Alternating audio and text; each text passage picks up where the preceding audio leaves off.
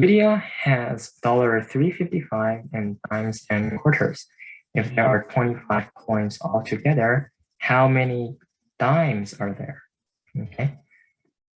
So let us just convert $3.55 to cents. Okay, so $3.55 is equal to how many cents? Okay, well, $1 has 100 cents. $3 is equal to 300 cents. 300 plus 55 is equal to 355 cents. Okay. Let us use D to represent the number of dimes. Okay. Now, we know that D plus Q, and I say Q is equal to the number of quarters. Okay, this is equal to 25. Okay, as it says there are 25 coins altogether. So the number of dimes plus the number of quarters is equal to 25. Okay. Now, we know that there are 355 cents in total. This means that if you have D dimes, then how many cents is D dimes? We just multiply it by 10. 10 times D. If you have 2 dimes, then it's 20 cents. 20 times 2. 2 times 10 is equal to 20. If you have 4 dimes, then you have 40 cents. 4 times 10 is equal to 40.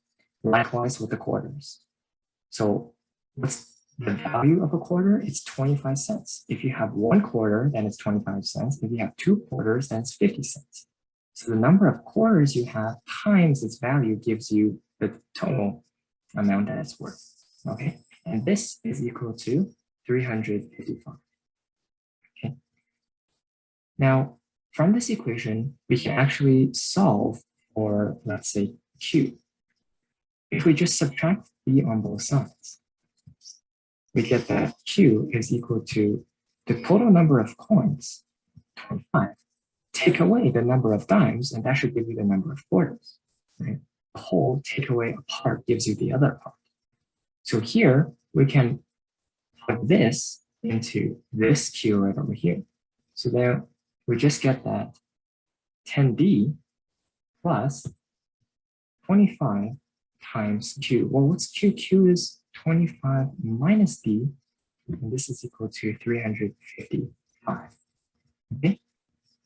We will have to distribute this 25 inside this bracket. And we get that 10D plus 25 times 25, that is equal to 625.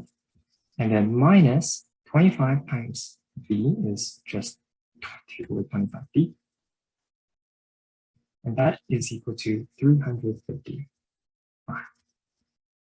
All right. So what can we do here? So we should combine like terms. So just going to move the work up here. 10D take away 25D. That is equal to negative 15D. Okay.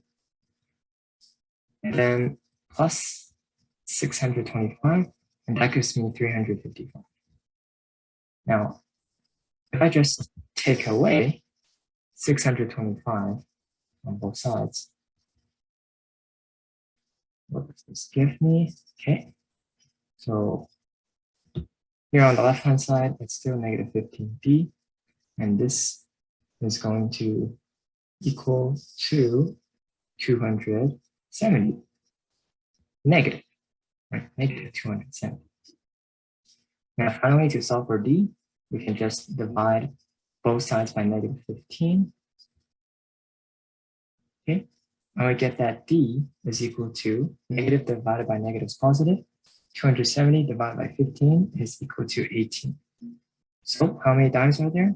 There are 18 dimes in Lydia's collection of dimes and quarters, and that is it.